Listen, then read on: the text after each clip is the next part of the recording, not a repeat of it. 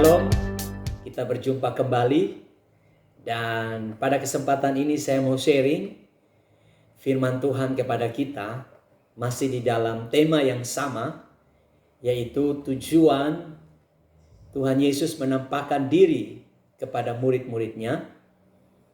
Kali ini kita masuk pada sesi yang keempat, yaitu tujuan Tuhan Yesus menampakkan diri kepada murid-muridnya untuk memulihkan kasih mereka kepada Tuhan. Kalau sesi 1 sampai sesi yang ketiga terambil di dalam Lukas pasal 24 ayat 13 sampai ayat yang ke-35. Sesi yang keempat ini terambil di dalam Yohanes pasal 21 ayat 1 sampai dengan ayat yang ke-19. Bapak Ibu Saudara yang saya kasihi di dalam Yesus Kristus, ketika Yesus bangkit dari antara orang mati, tercatat di dalam Alkitab ada sebanyak 10 kali Yesus menampakkan diri kepada murid-muridnya.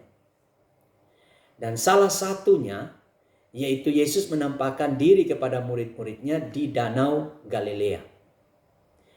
Nah, saudaraku yang kekasih di dalam Yesus Kristus, Danau Galilea adalah tempat yang dikatakan adalah tempat perjumpaan pertama Yesus dengan beberapa orang nelayan yang pada akhirnya Yesus memilih mereka menjadi murid-muridnya. Dan salah satunya adalah Simon Petrus.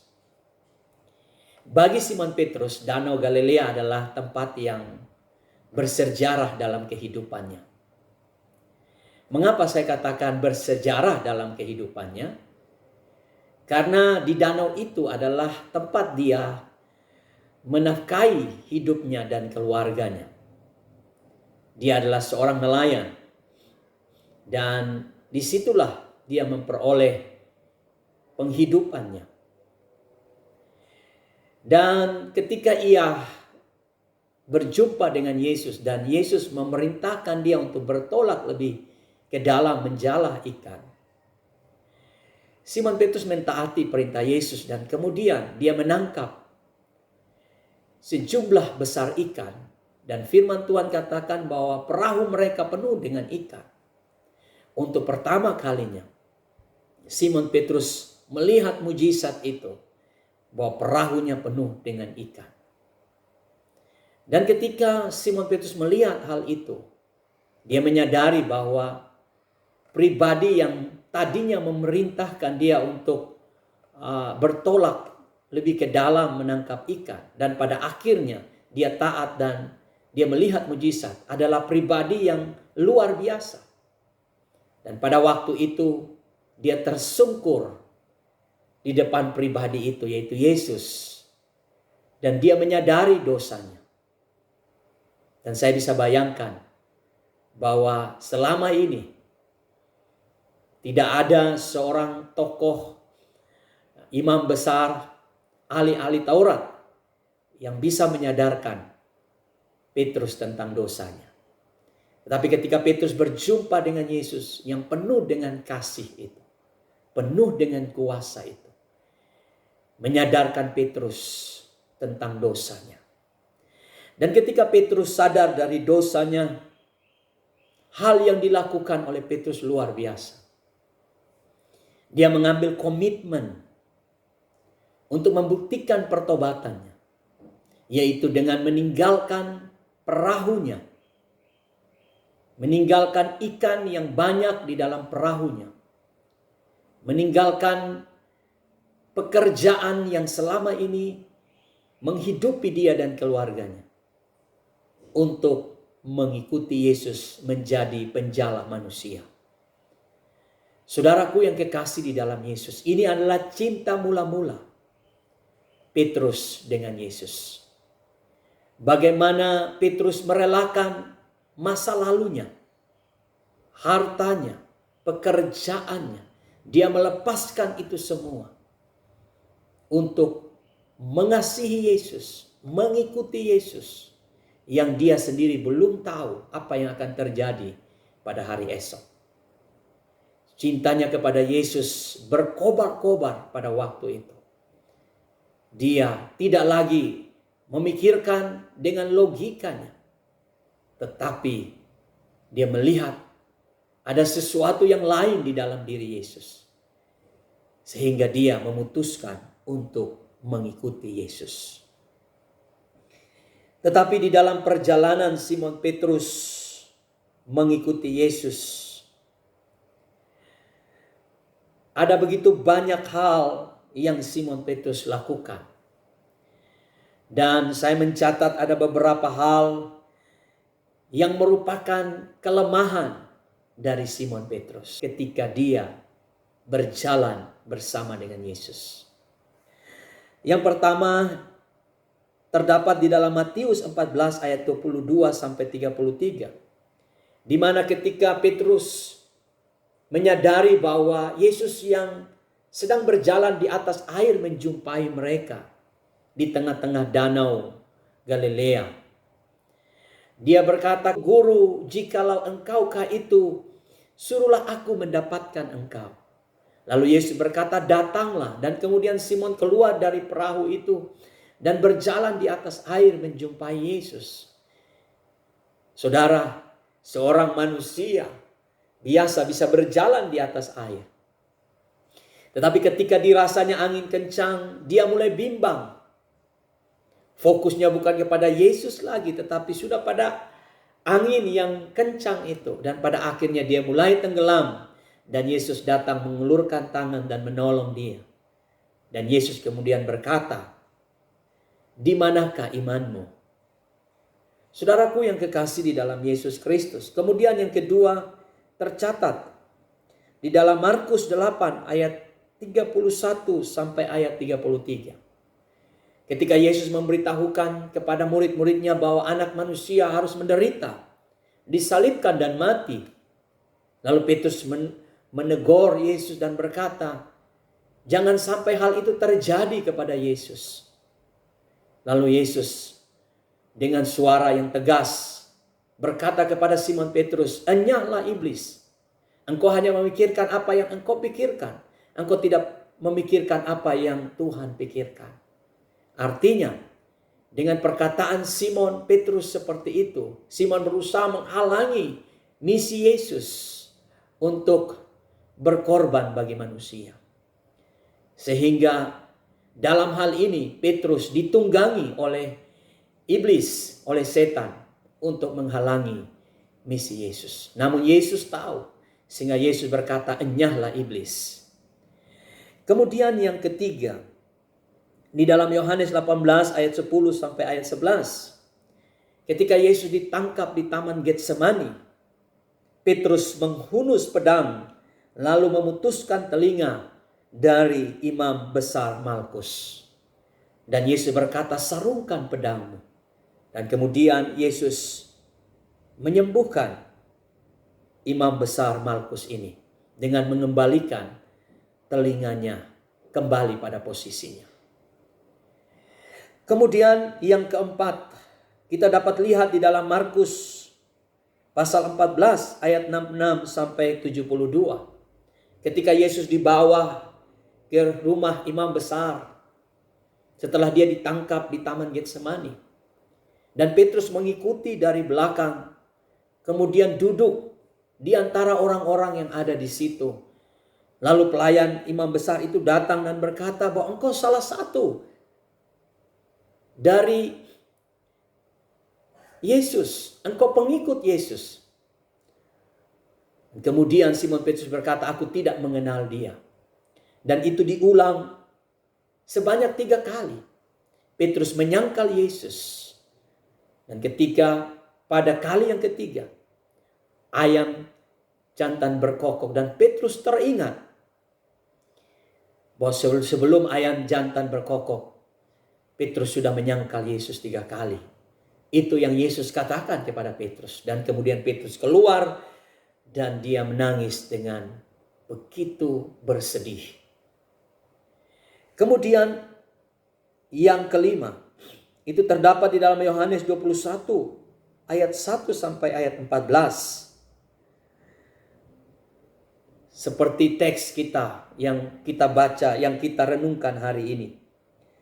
Yaitu ketika Yesus mati, Simon Petrus tidak kuat untuk dapat bertahan menghadapi kenyataan itu. Dia kemudian kembali melaut, kembali menangkap ikan di Danau Galilea. Dan pada kali inilah Yesus datang menjumpai Simon Petrus. Saudara-saudara yang kekasih di dalam Yesus Kristus, Simon Petrus di Danau Galilea pernah berlutut, menyadari dosanya, meninggalkan segala sesuatu yang berbau keduniawian, dan mengasihi Yesus, membuktikan bahwa dia mencintai Yesus dengan meninggalkan aktivitas-aktivitas yang selama ini ia lakukan. Dia merindukan satu hubungan dengan Tuhan. Dia merasakan ada sesuatu yang berbeda dengan pribadi Yesus. Itu adalah cinta daripada Simon Petrus. Itu adalah kasih dari Simon Petrus yang mula-mula kepada Yesus. Tetapi apa yang terjadi kemudian dari 5 kali hal yang saya katakan sebagai kesalahan daripada Simon Petrus, saya dapat mengatakan bahwa Simon Petrus telah kehilangan kasihnya kepada Yesus. Dan pada kali yang kelima dia kembali kepada kehidupannya yang lama. Saudaraku yang kekasih, apa yang terjadi dengan hidup kita hari-hari ini? Adakah tempat, adakah momen di mana pertama kali saya dan saudara jatuh cinta dengan Tuhan? Saya dan saudara merasakan kasih yang mula-mula kepada Tuhan. Di mana hanya Yesus, hanya Tuhan Yesus yang menjadi prioritas, yang menjadi satu-satunya di dalam hidup kita. Di mana kita memiliki kasih yang berkobar-kobar kepada Yesus. Itu adalah momen yang paling indah di dalam kehidupan kita. Tapi saya mau bertanya kepada kita hari ini. Apakah hal itu masih terjadi dengan kita sampai hari ini? Ataukah kita sama seperti Simon Petrus yang telah kembali kepada kehidupan lama kita? Kita kembali lagi terikat dengan aktivitas-aktivitas dunia yang menjebak kita. Sehingga kita tidak lagi memiliki kasih yang murni, yang tulus, yang berapi-api kepada Tuhan. Kasih yang mula-mula itu. Kita mulai dingin, bahkan hambar di dalam mengasihi Tuhan. Saudaraku yang kekasih di dalam Yesus Kristus. Seorang murid Yesus bernama Simon Petrus yang begitu luar biasa, yang fenomenal, tetapi pernah mengalami kehilangan kasih mula-mula kepada Yesus. Tetapi Yesus adalah Tuhan yang tidak kehilangan akal, yang tidak kehilangan hikmat, yang tidak kehilangan cara untuk memulihkan kasih mula-mula dari Simon Petrus. Itu sebabnya tujuan Yesus menjumpai murid-murid di Danau Galilea ini, menampakkan dirinya kepada murid-murid di Danau Galilea, yaitu hanya untuk memulihkan kasih mereka, terutama Simon Petrus. Dan itu kita dapat lihat dalam percakapan Yesus dengan Simon Petrus di dalam ayat 15 sampai ayat 19 dari Yohanes pasal yang ke-21. Yesus 3 kali bertanya kepada Simon Petrus. Yesus berkata, "Simon anak Yohanes, apakah engkau mengasihi aku?" Saudara, Yesus bertanya sampai 3 kali. Dan ketika saya merenungkan ini, saudara, saya melihat ada makna di balik pertanyaan Yesus yang diulang sebanyak 3 kali ini. Tentunya Ini berhubungan dengan tujuan Yesus, yaitu untuk memulihkan kasih mula-mula dari Simon Petrus kepada dirinya. Saudaraku, ada 3 makna yang saya dapat lihat dari pertanyaan Yesus. Simon anak Yohanes, apakah engkau mengasihi aku? Yang pertama, yaitu Yesus ingin menyadarkan Simon Petrus betapa rapuhnya kasihnya kepada Tuhan Yesus. Ketika Yesus bertanya sebanyak 3 kali, sebenarnya Yesus ingin menyadarkan Simon bahwa Simon, engkau rapuh di dalam kasih-Mu. Satu sisi engkau berapi-api, tetapi pada sisi yang lain engkau cepat dingin. Pada satu sisi engkau menyatakan kesungguhan-Mu, tetapi pada satu sisi yang lain engkau gampang kembali, engkau gampang jatuh. Itulah Simon Petrus yang rapuh di dalam mengasihi Tuhan Yesus. Saudara-saudara yang saya kasih di dalam Yesus Kristus, kita pun mungkin sama seperti Simon Petrus.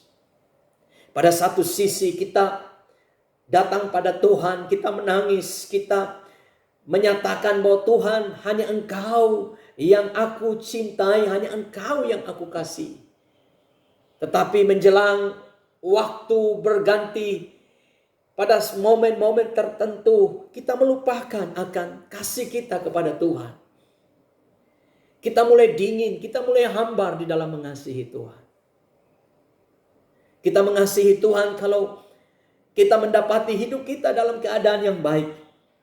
Tetapi pertanyaan, bagaimana kalau kehidupan kita berada di dalam keadaan yang sulit?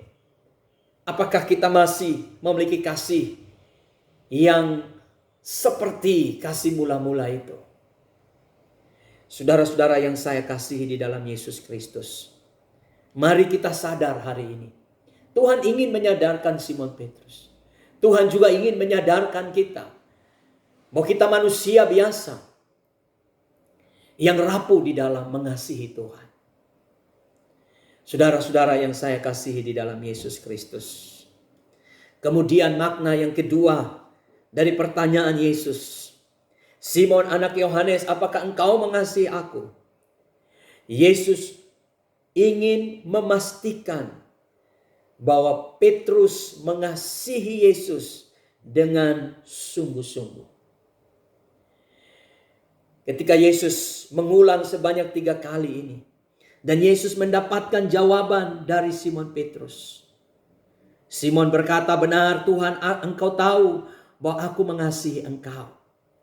Jawaban yang kedua, benar Tuhan, engkau tahu bahwa aku mengasihi engkau. Jawaban yang ketiga, maka sedih hati Petrus karena Yesus berkata untuk ketiga kalinya.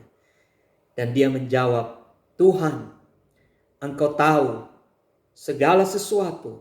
Engkau tahu bahwa aku mengasihi engkau. Saudara, 3 kali Yesus bertanya, Yesus ingin memastikan. Yesus ingin berkata, Simon, aku tahu engkau rapuh. Karena engkau mengasihi aku dengan kasih-Mu. Engkau tidak mengizinkan aku hidup di dalam diri-Mu. Supaya karena aku hidup di dalam diri-Mu, maka aku adalah sumber kasih itu dapat memampukan engkau untuk mengasihi. Jadi selama ini Simon mengasihi Yesus dengan kekuatannya sendiri. Simon mengasihi Yesus karena Simon melihat banyak mujizat. Simon mengasihi Yesus karena Simon mendapatkan bahwa dia tidak perlu lagi bekerja sebagai seorang nelayan. Tetapi dengan pertolongan Yesus, dia dapat hidup, dia dapat menikmati kenyamanan. Tapi Yesus ingin menyadarkan Simon bahwa aku tidak mau kasih seperti itu.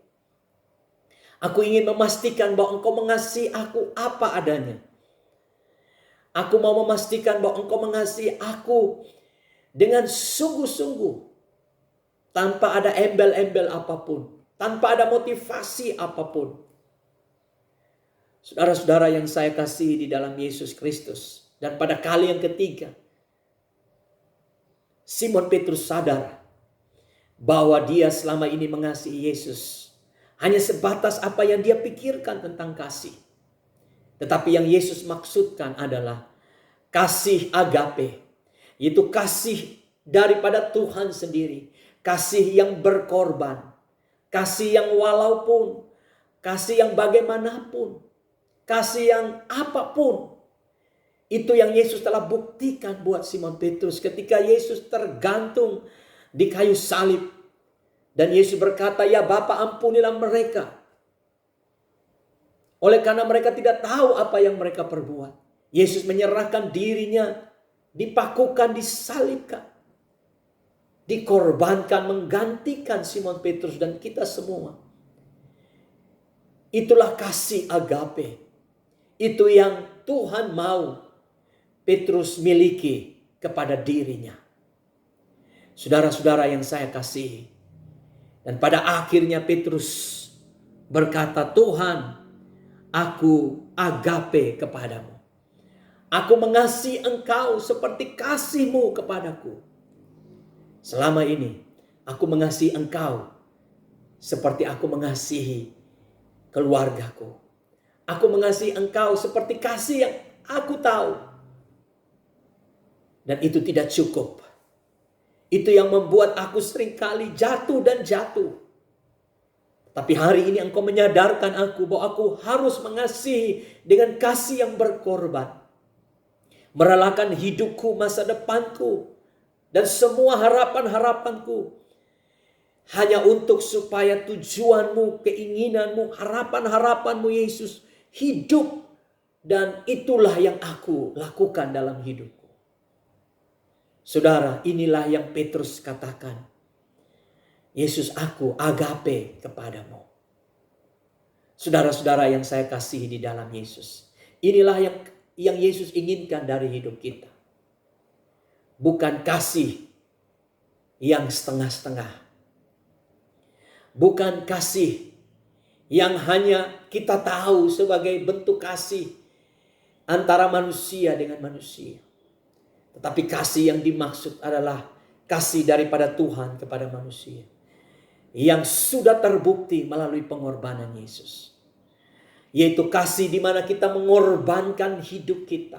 Mengorbankan apapun yang Tuhan percayakan kepada kita. Waktu kita, tenaga kita, mimpi-mimpi kita, harapan-harapan kita, kemampuan kita, karunia-karunia yang Tuhan berikan. Kekayaan kita, semua yang ada pada kita, kita korbankan hanya bagi Tuhan. Itulah yang Tuhan inginkan. Itulah kasih yang sebenarnya. Kalau kita belum mencapai itu, maka kita belum agape kepada Tuhan. Saudaraku, saya melihat begitu banyak orang Kristen yang ketika berkata, "Tuhan, aku mengasihi engkau." Tetapi dia tidak merelakan waktunya untuk melayani Tuhan. Saya melihat begitu banyak orang Kristen yang berkata, "Tuhan, aku mengasihi engkau." Tetapi dia tidak merelakan hartanya untuk diberikan kepada Tuhan. Saudara, masa sekarang adalah masa yang penting. Di mana kita membuktikan kasih kita kepada Tuhan. Ada begitu banyak orang susah oleh karena pandemi corona ini. Disinilah, apakah kita merelakan harta kita untuk dikorbankan supaya orang dapat melihat Yesus, melihat kasih Yesus di dalam kehidupan kita? Ataukah kita egois? Kita bersenang-senang dengan berkat Tuhan yang Tuhan titipkan bagi kita. Sedangkan kita melihat ada begitu banyak orang yang susah, yang bisa saja kita sisihkan sedikit harta kita, kekayaan kita untuk menolong mereka. Saudaraku yang kekasih, hidup ini adalah kepercayaan. Satu kali waktu kepercayaan itu akan kita pertanggungjawabkan di hadapan Tuhan. Bahkan nafas yang Tuhan kasih, waktu, kekayaan, segala sesuatu yang Tuhan titipkan bagi kita, itu kepercayaan. Dan itu akan kita pertanggungjawabkan di hadapan Tuhan.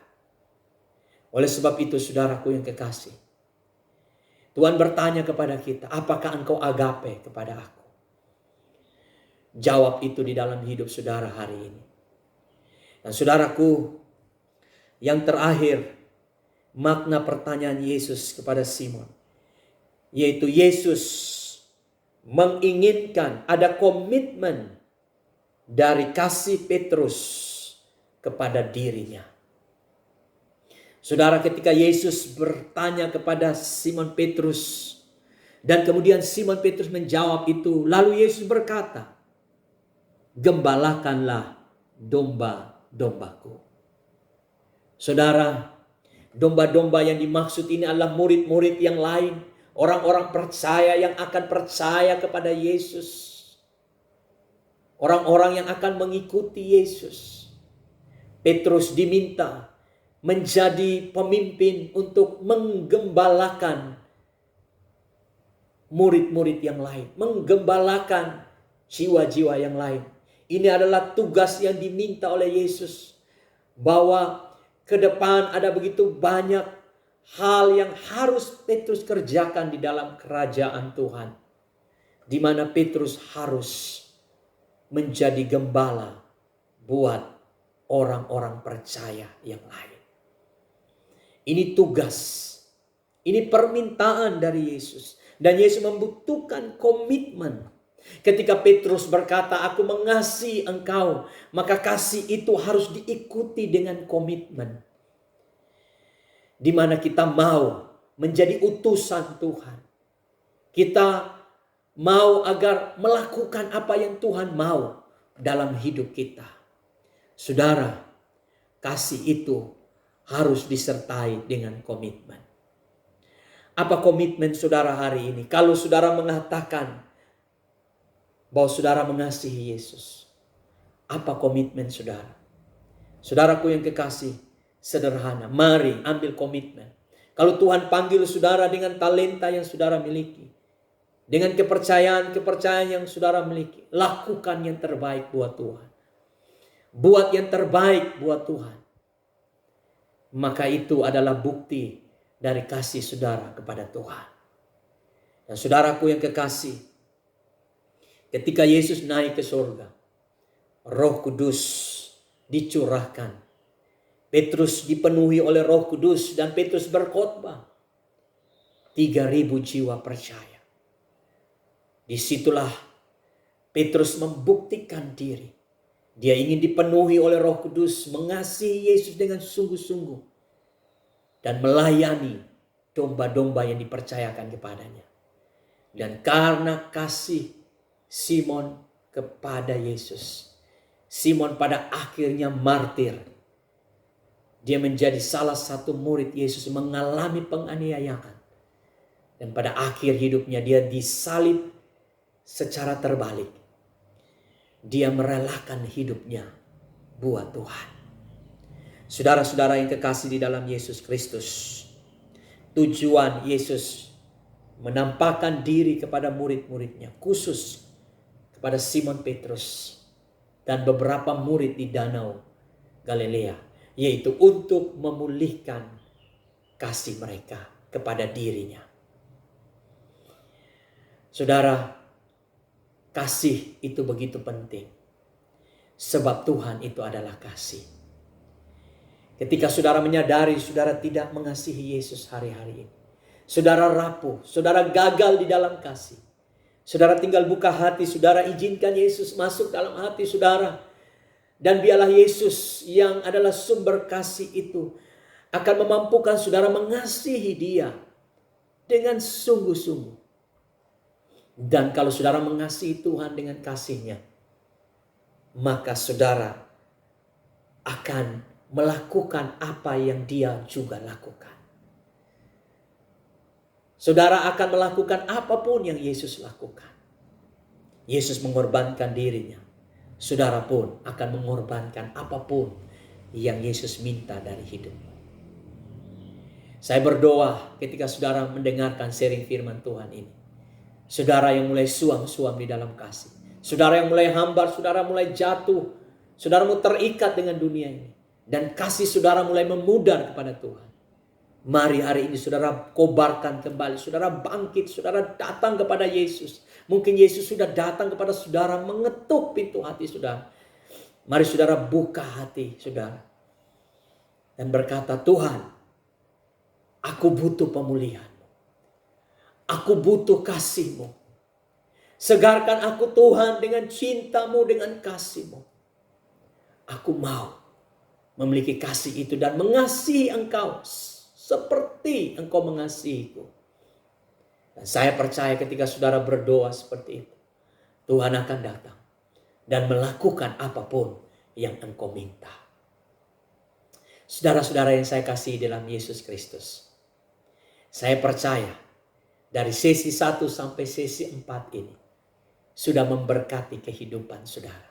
Saya berdoa supaya saudara yang dengar siaran firman Tuhan ini, khotbah ini, kiranya saudara dikuatkan dan saudara diberkati. Saudara bertumbuh dalam iman dan kasih saudara kepada Tuhan. Dan kalau saudara mengalami hal itu, saudara bagikan firman Tuhan ini kepada teman, keluarga, siapapun. Sehingga mereka pun mengalami hal yang sama. Kita akan berjumpa lagi di dalam sharing-sharing firman Tuhan yang lain. Dan saya percaya bahwa dengan adanya sharing firman Tuhan ini, saya menguatkan saudara dan saya pun dikuatkan kembali.